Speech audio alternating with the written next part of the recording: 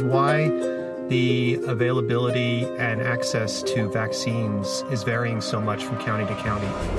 Once you've been fully vaccinated, can you still transmit the virus? Will non-citizens be given the COVID-19 vaccine? And now our panel of experts has the answers to these questions and many more. From News Channel 3, the desert's news leader, this is Your Vaccine Questions Answered. Here's Peter Doubt. Good evening, everybody. I'm Peter Doubt. This is another special edition of News Channel 3 at 6:30. Tonight, we're answering more of your questions about the coronavirus vaccine and how it's being distributed. We have brought back our panel of local experts, so let's begin by introducing them. Once again, we have the Director of Public Health for Riverside County, Kim Sarwatawi, the Chief Medical Officer of Eisenhower Health, Dr. Alan Williamson, the Director of Pharmacy Services for Desert Regional Medical Center, Tim Perlich, and this time we're also joined by Valley Congressman Dr. Raul Ruiz. Thank you all for being here. All right, news about the vaccine is developing daily, and we received numerous questions from viewers. We want to get to as many of those as we can, so let's get started. Take a look. Hi, my name is Mitch. I'm from Indio, and my question is why the availability and access to vaccines is varying so much from county to county. I classify as a Phase 1A, Tier 2 person, and I could not find a place to get a vaccine in Riverside County, but was able to get one easily, get an appointment easily in San Diego County. Conversely, I have a relative who's a cancer patient in San Diego County who can't get a vaccine there, although I understand the hospitals in Riverside County have been giving the vaccine to cancer patients for a number of weeks. Thanks, Mitch. We've received many questions similar to yours when it comes to getting the vaccine and the frustration shared by many people here. So, Kim, what's the answer from the county? Yes, thank you for that question, Mitch. So the way the allocations of vaccine are being determined is using population, and they're using population of the eligible groups. So for example, in Riverside County right now, Phase 1A, our healthcare workforce, promotores, they're included in the population denominator originally. Riverside County has a lower number in that workforce than some of our surrounding counties. Now, as we are opening up more to 65 and older, the state has adjusted that methodology to account for that population. And so our numbers of vaccine are slowly starting to increase, but I certainly understand the frustration. We wish we had enough vaccine for everybody. And over time, we will get to vaccinating everybody. The last time you were here, Kim, I asked if you were satisfied with how the vaccine is being distributed right now in the county, and if we were on track compared to other counties. Have things improved since then? Yes and no. So we have started to receive a slightly more vaccine than we have had at the beginning of the pandemic. We are concerned about equity in vaccine distribution. We know in Riverside County that we have a lot of people in need. We have a lot of areas where poverty is high, access to public transportation, access to computers are non-existent or very limited. And so we really want to make sure that we are considering that and taking those factors into account as we are determining vaccine allocations. And I think we still have some work to do on that. While we're on this topic, what about you, Congressman Ruiz? Are you satisfied with how the vaccine is being distributed here right now, or do changes need to be made? We definitely need to ramp up the productions from the pharmaceutical companies who are making the vaccines. I'm hopeful that with the imminent approval of the Johnson & Johnson vaccine, we'll have another one-dose vaccine online, which will make the vaccination distribution and administration much easier. And so there is a lot of investment from the federal government to purchase 400 million more vaccines in the next several months. But more changes need to be made, not only in the county, the state, but also throughout the country. In addition, we need to have equity metrics. We need to measure who's giving, count who's giving the vaccine, who's receiving the vaccine, what zip codes, and make those transparent for everybody to see so that we can build a strategy to ensure that everybody has access. And not only that, but those that are at highest risk of getting infected or dying are intentionally outreached and targeted so that they can have the vaccines and we can all get through this pandemic as quickly and safely as possible. Okay, moving on to the next question from a viewer. Take a look. Hi, I'm Rosie. I live in Cathedral City. My question is, Once you've been fully vaccinated, can you still transmit the virus? Thanks for that question, Rosie. Dr. Williamson? Yeah, thank you, Rosie. That's a very important question.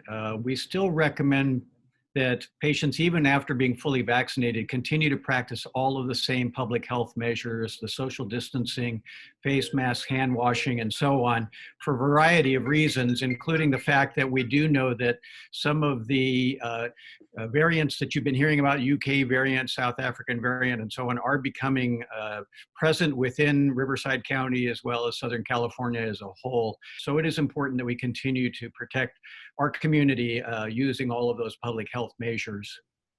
All right, let's get to the next question. A viewer named Diane emailed, what are the side effects of getting the vaccine and what types of medication can help reduce those side effects?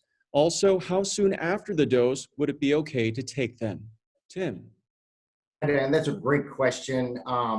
Typically with the first dose, you get more of the maybe mild headaches, some of the pain in the local site of the injection or arm pain has been noticed, a few cases of fatigue or general malaise. So it's mild flu-like symptoms you see after the first dose. It's really after the second dose that we see those kind of ramped up quite a bit as your body really responds.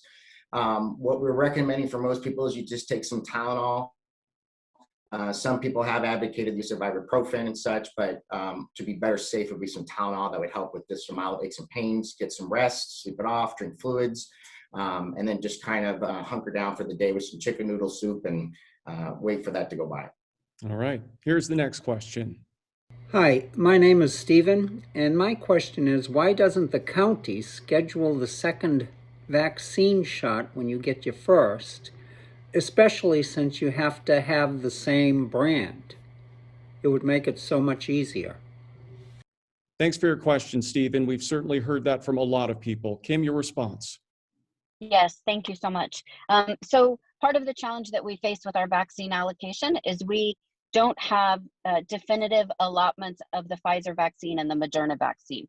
So week to week, the percentage of our allocation that is Pfizer changes. The percentage of our allocation that is Moderna changes. So if we were to schedule second doses at the time we administered first doses, we could be faced with situations where we had to cancel vaccine clinics for second doses because we didn't have enough of the required vaccine. So we feel like the safest way for us to schedule those appointments is once we know how much vaccine and what type of vaccine we have coming in, and then we are notifying people and getting them in very quickly for that second dose. Okay, here's our next question from a viewer. Take a look. Hi, my name is Joanne and I live in Sun City. Can you tell me if it's true that you are not supposed to eat or drink anything 20 minutes prior to taking the COVID-19 Moderna vaccine? Thank you. Thanks, Joanne. Dr. Williamson? Joanne, there are no specific recommendations regarding eating or drinking before or even after the vaccine, with the exception of some reports coming out of Russia particularly, as well as a few out of the UK, where they encourage people to avoid alcohol consumption in excess before or for at least several days, if not weeks, after the vaccination because of the immunosuppressant effects of excessive alcohol. Other than that, there are no specific requirements to avoid food or drink. Moving on to the next question. Hi, I'm Rosalind. My question is, will non-citizens be given the COVID-19 vaccine? Thanks, Rosalind. We've gotten a lot of questions about non-citizens and snowbirds. Congressman Ruiz? Thank you, Rosalind, for that question.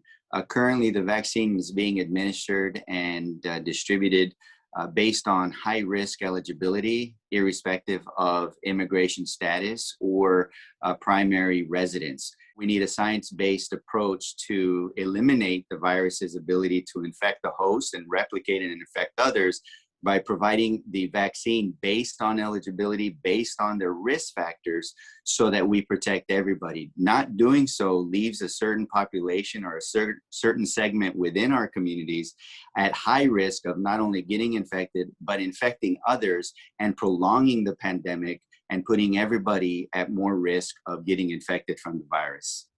And Congressman, the vaccine is free of charge to everyone, including non-citizens, correct?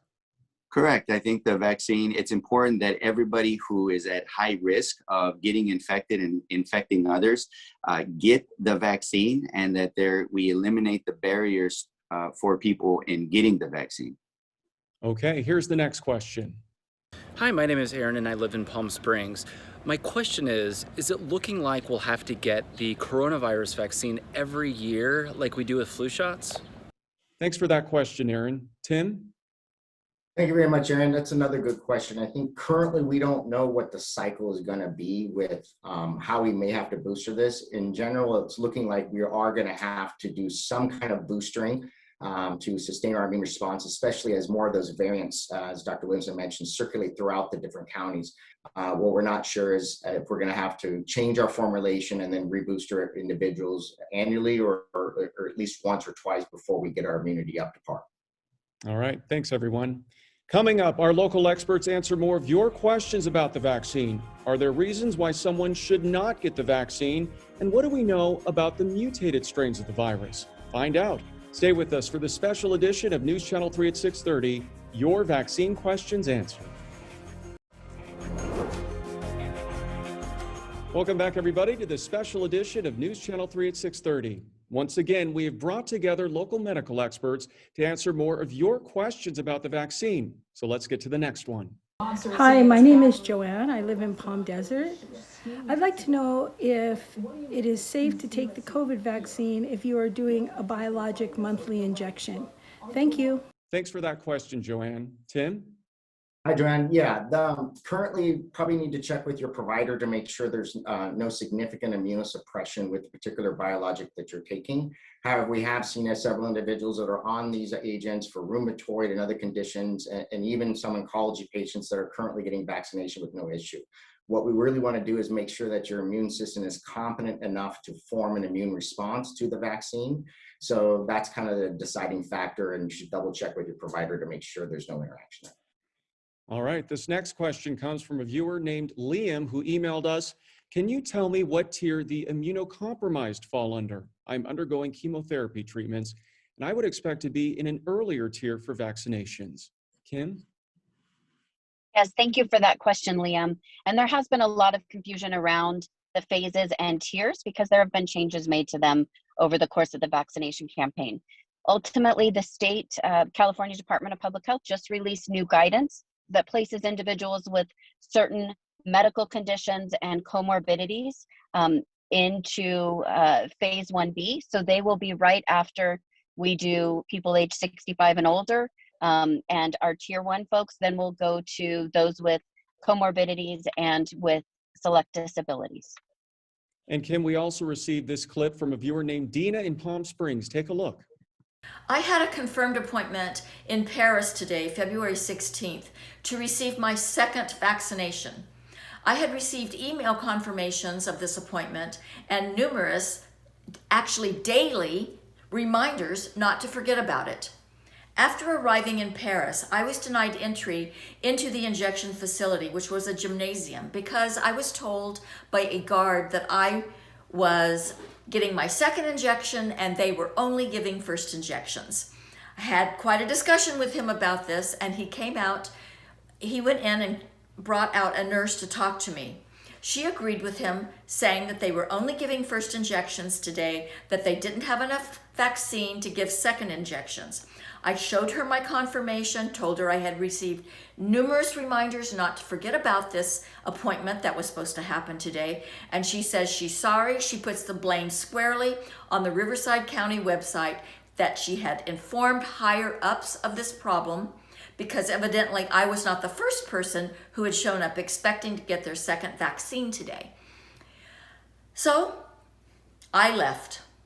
Thanks for sharing that experience, Dina. That is certainly frustrating, and it sounds like she's not the only one. Kim, your response to her? Yes, thank you, Dina, for bringing up that situation. And I apologize that you had to go through that. I'm sure it was extremely frustrating. We have had challenges with our website and with some of the scheduling processes that are in place. We are working to improve on those and to make it much easier for people to get vaccine and to make sure that our clinics online are matching what we're doing in the field. We are rolling out some new software from the state of California that will make registration a more simple, straightforward process, and hopefully some of these glitches that you experienced and will be fixed with that. But again, I'm very sorry for your frustration. I will definitely take that back to our team, and we'll make sure that we're addressing it going forward. All right, moving on, we've received plenty of questions from people concerned about the mutated strains of the virus. For example, a viewer named Angela emailed us, are the mutated strains more dangerous, and will the vaccine protect against them? Dr. Williamson. That's an excellent question. We know that viruses do this. This is the nature of viruses. They constantly mutate. Many times that they're inside the host, inside a person, there are mutations going on. Those are then passed along to the next host down the line. While we do see some resistance to some of the vaccines from a few of these, it's still really important for us to keep our eye on the ball, that we need to get people vaccinated as quickly as possible and not really divert our attention and spend a lot of time worrying that maybe I shouldn't get this vaccine because it's not going to be as effective. The only way we're going to stop these mutations from occurring is to stop the infections from occurring. And the only way we're going to be able to do that currently is to get vaccine in the arm. So we really need to keep our eye on the ball right now. I think, as Tim said earlier, we may well be talking about some boosters at some point to try to address some of these mutations to get the immunity really up to as high as humanly possible. But it's critically important right now that we just get vaccine in arms as fast as we can. This next question comes from a viewer named Elena, who emailed us, my mom was told that since she has a penicillin allergy, she should not get the vaccine. Should she still get the vaccine? Dr. Ruiz, are the rules different for people allergic to penicillin? And is there ever a reason why someone should not get the vaccine? Thank you for that question, Elena. Currently, penicillin allergy does not disqualify somebody from getting the vaccine. However, having said that, anybody who has experienced any severe anaphylactic type allergic reactions where they needed to use an EpiPen or go into the hospital should discuss it with their providers. Currently, the protocol is that everybody, especially those with any severe allergies, be monitored for about 15 to 30 minutes after receiving the shot near healthcare providers to just observe them. Also, the people that should not get the vaccine are people who have had severe anaphylactic allergic reactions to mRNA type vaccines. Furthermore, if you are currently struggling with a COVID infection and you are currently sick with COVID, that should not be a time when you get the vaccine as well. Okay, thank you, everyone. Coming up on this special edition of News Channel 3 at 6:30, I'll ask our experts when they expect the pandemic will end and hear their final thoughts on the vaccine. Stay with us.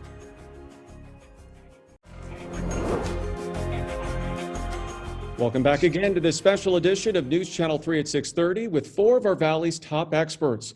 All right, I did this with all of you last time and your answers were pretty interesting. So once again, let's do a show of hands. Raise your hand if you think the process to get the vaccine is easy for most people to understand and also easy for them to go through. None of you. Okay. Raise your hand if you think most people in the Valley will have received the vaccine by the end of this year. 1, 2, 3, 4, all of you. And raise your hand if you think by this time next year, most of the current restrictions will be lifted and things will be similar to how they were before the pandemic. 1, 2, so half of you, okay.